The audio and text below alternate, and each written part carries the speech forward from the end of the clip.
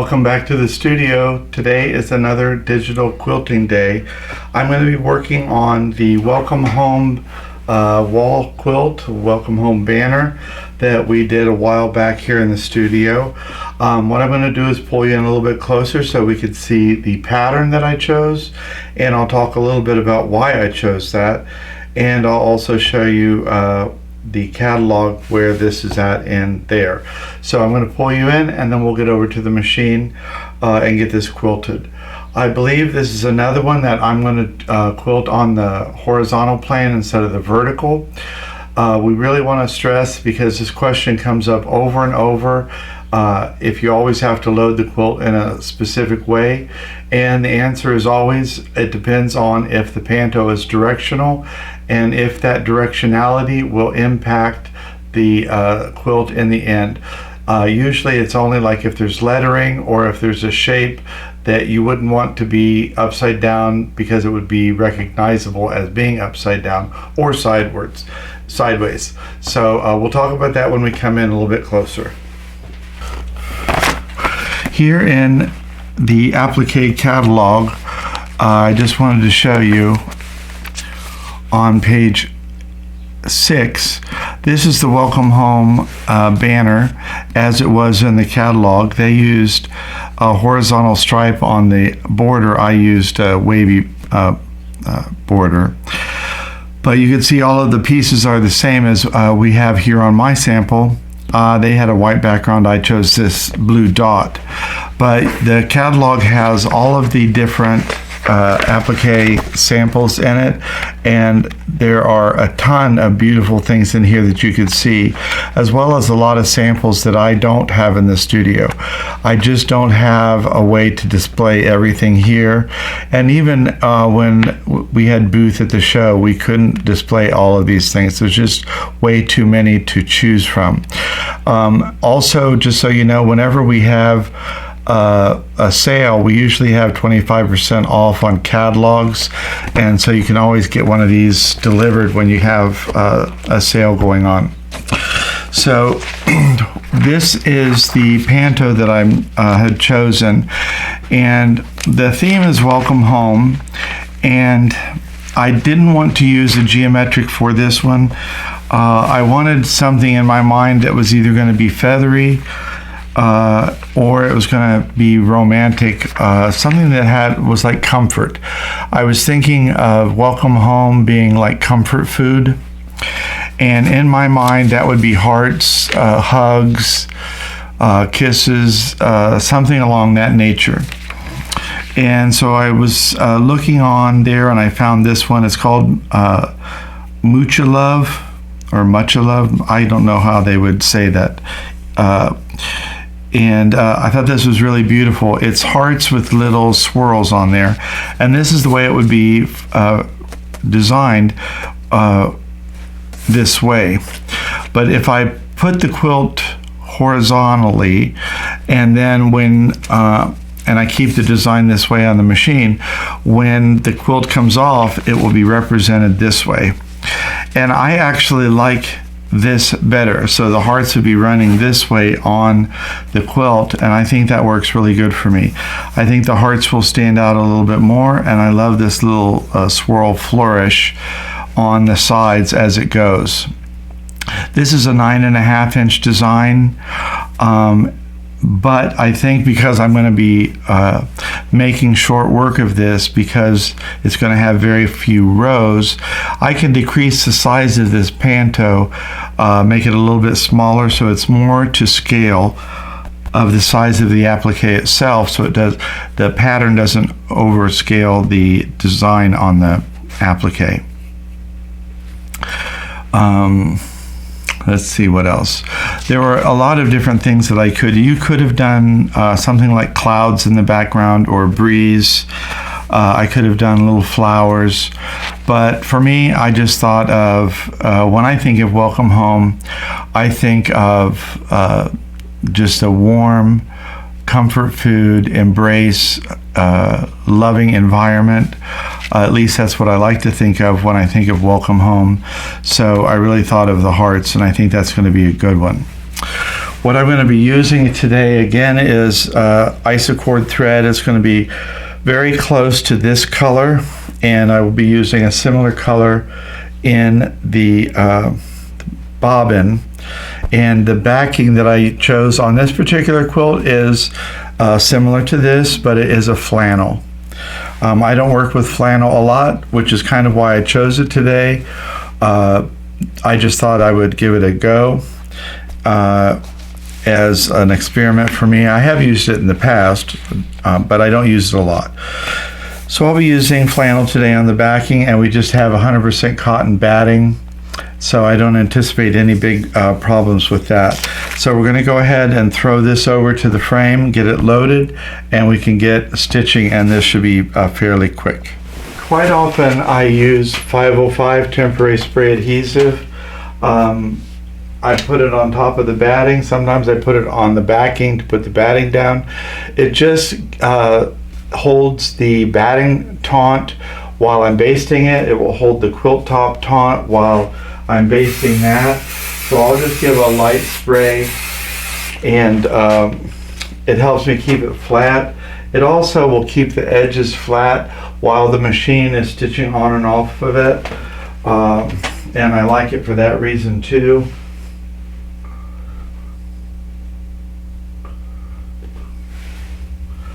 Sometimes if you have a roughly border, that 505 can really help smooth out that roughly border and hold it down smooth until you could get it quilted. It's not going to take out all of the ruffles, but it is a tool that you could use to help assist in that. So I like to use it. It's just like an extra set of hands to keep the quilt flat. So I use it quite a bit. Maybe some people think I use it too much or rely on it too much, but it's a tool and I like it. So now I'm just going to baste across the top of the quilt and down the sides. I know some people like to go up and through the middle on the sides. You could do that also, especially if you have a lot of ruffling on the side. It's best to work from the center up and work some of that ease in. Either way, we're going to go ahead and baste it, and I'm just going to pay attention to which way I've loaded this and make sure the design coordinates, because I don't want my hearts going upside down.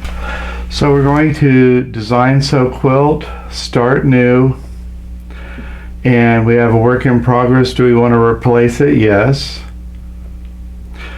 Do we want to permanently erase it or save it to the catalog? I'm going to erase it. Do I want to reset my clock? Yes. It's a pantograph that I'm going to be using, and I want to enter the rectangle manually. So the width is going to be 41 inches, which is an inch extra on each side. And the height is going to be 24 inches, which is an inch extra at each side. Keep in mind that in this case, my height of the actual quilt becomes my width, and the width of the actual quilt becomes my height because I have the quilt loaded sideways. So you can see the visual representation of the quilt on the diagram above. I can hit finished. I know that this is still in my downloads, so I'm going to select my download catalog, and I'm going to select M for Mucha Love, and I'm going to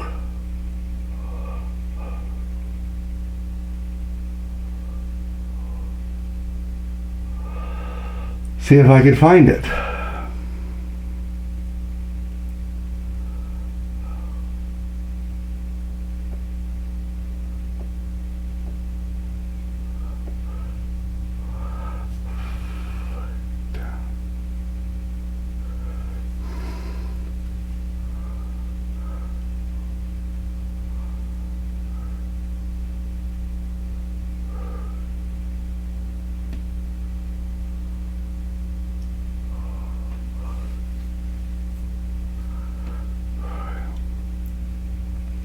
Here we go.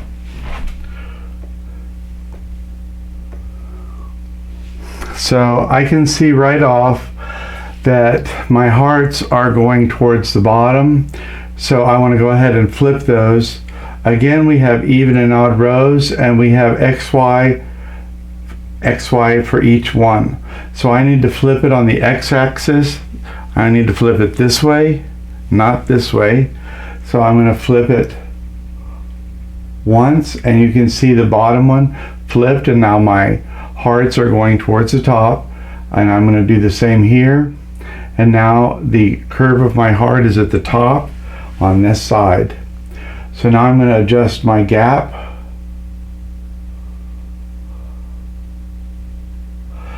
And at this point, my pattern height is almost 20 1/3 inches. So we're definitely going to correct that. The design is supposed to be 9 1/2 inches. Somewhere around there. But I think I might go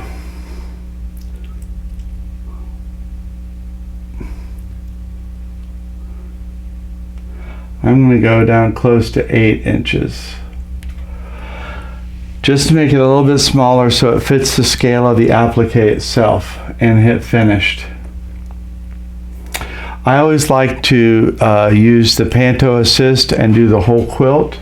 That way, if I have to shut down the machine for any reason, when I come back out, it's already programmed in and saved, and I can just pick it up by letting the quilt know where I'm at, and it will restart the pattern right away. So the transition type is continuous. The transition is what it means when you transition from on the quilt to off the quilt. What happens? So when you transition off, it's going to continually stitch until it comes back down and stitches back on the machine. That's what I want in this case. So I'll hit accept, and I'm going to commit to that. I'm going to hit sew quilt, but I want to do Panto sequencing. So I'm going to select the first pattern, and it's going to be this little tiny partial bit at the top. And I'm going to hit continue, and I'm going to hit Panto sequencing again to let it know I want to do the whole thing. So I like to alternate from left to right, and then right to left, left to right, right to left. So I'll select alternate, and I want to tie off in between rows or cut the thread. So I'm going to do that and do the whole quilt, and now you can see the whole quilt is sequenced. It's a little hard to see on camera, but every other row is a slightly different shade of green. It goes from avocado green to a true green, and that just helps you keep track of the rows. So I'm going to go ahead and hit sew quilt, and it's going to go down to the very first position, and it will pull up the thread, and then it will start stitching. Somehow it escaped my notice, but this section of the quilt in the very first row did not get quilted. Perhaps the thread broke and it just kept going, and I didn't notice it. But I haven't advanced the quilt, so this is a pretty easy fix. All I'm going to do is hit restart and go back up to the point where I can tell that it last had stitching on it.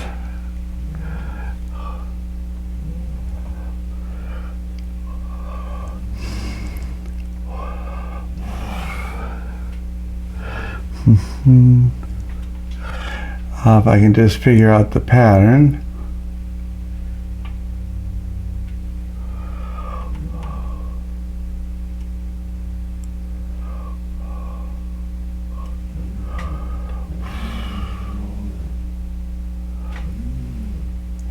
Or which way it was sewing. Maybe it was sewing this direction.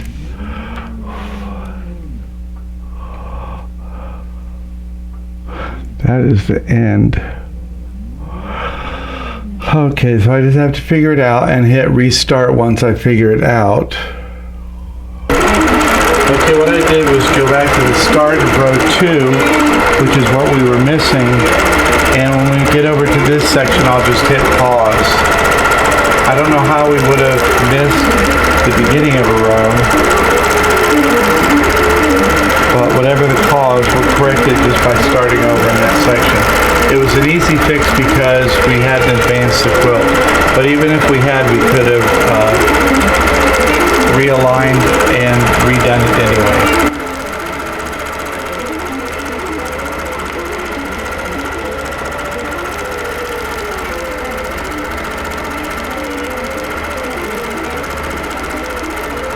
After this little portion's done, I'm going to roll the quilt up and do this last row and a half.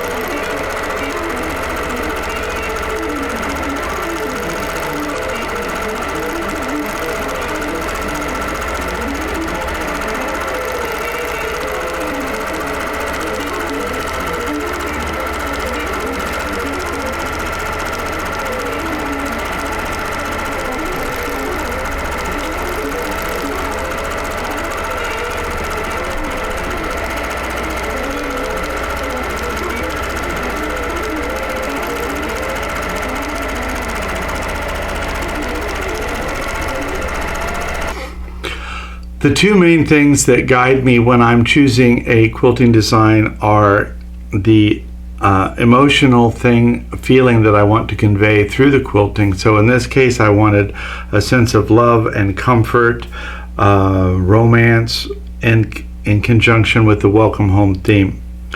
The other one is a design. Sometimes you want something to like a juxtaposition of the design. So if you have a very square and boxy design, maybe a log cabin quilt, you might want to have a very floral design on it or a very feathery design to counterbalance all of the angles in the log cabin. Or if you have something with a lot of circles in it, you might want to do a more geometric design. So those are the two main things that influence me when I'm doing my pattern selection, but there are tools that you could use to help. On the Urban Elements website, there is a tool called the design wall, and what you could do is take a photo of your finished quilt top and upload it onto the website and add that to the design wall, and then you could go through the Panto designs and you could add those to the design wall, and you can overlay them on your quilt top and see how they look. Now, if you've ever seen our animated stitch out of the Pantos, basically it stitches out one repeat of the design, and that one repeat is also what you're going to get in the design wall. So if you wanted to go over the whole quilt, you just keep adding it and connecting it so that you get the repeat. The other thing you could do is change the color that the design shows up on your quilt. So not only can you test out the design, but you can also test out different colors. Now, it's not going to be exactly tied to thread colors, but it can give you an impression of what different thread colors would look like on your quilt. So that is a great tool that you could use. And there are also block designs, so you could also play with blocks as well as pantos. So those are just some of the things that you could use or considerations when choosing panto designs for your quilt. Here again at the bottom, I'm going to give myself a little extra hand by putting some 505 right down where the bottom of the quilt is going to be on the batting. And that is because my setting stones in the corner are a little bit funny, and I want to rectify that the best I can.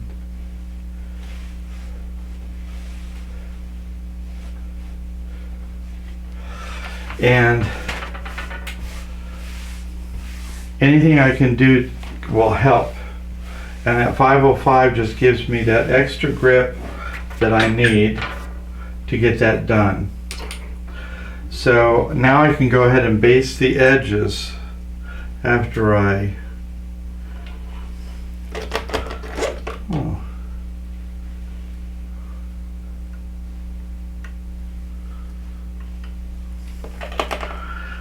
thread my needle. I bet a lot of you are very adept at using the needle threader. And I almost never use the needle threader on the domestic or on the long arm. I know how they work. I know how to do it. I just don't.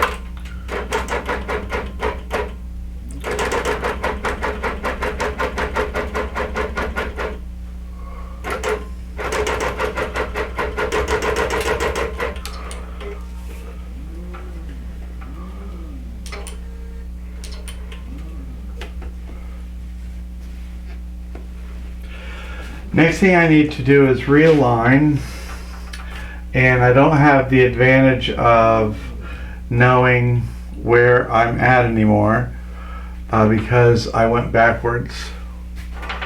So I can just really guess and say I'm going to start at row 4 and realign to that. So I'm going to turn my zoom off, or zoom on and zoom in over here.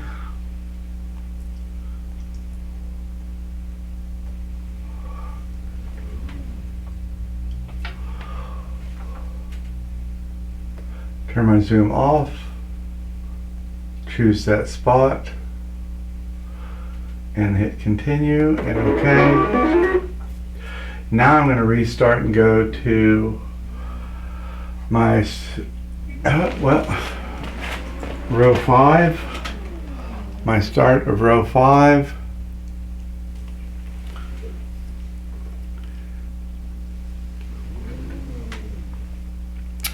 While I'm here though, I'm going to adjust and bring up the bottom of the quilt to where it actually is.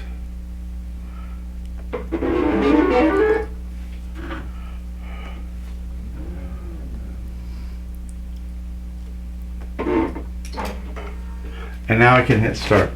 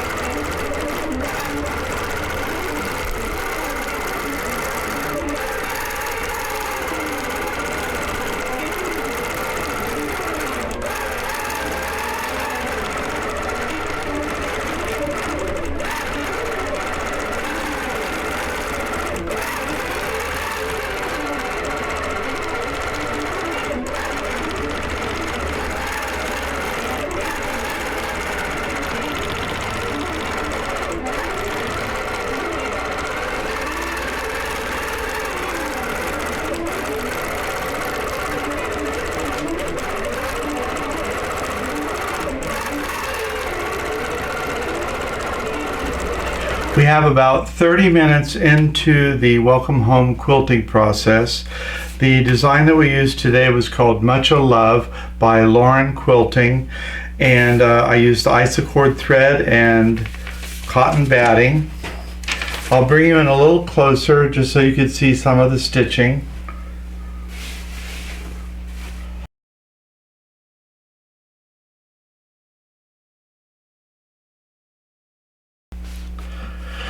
If you're looking for inspiration, a catalog is always a great place to start, and also the design wall on the website is a lot of fun. I use it quite often just to see how designs play on a specific quilt top. But this is the flannel back that I chose. It's kind of like a marbleized flannel. It was very cute. So this one's finished. I'll go ahead and choose a binding for this one. I haven't chosen one yet. And we'll go ahead and get this one with a sleeve and a binding on it. So thanks for joining us today. I'm going to keep hitting my orchid. Thanks for joining us today. Until next time, we look forward to seeing you back here. Until then, take care of yourself and take care of each other.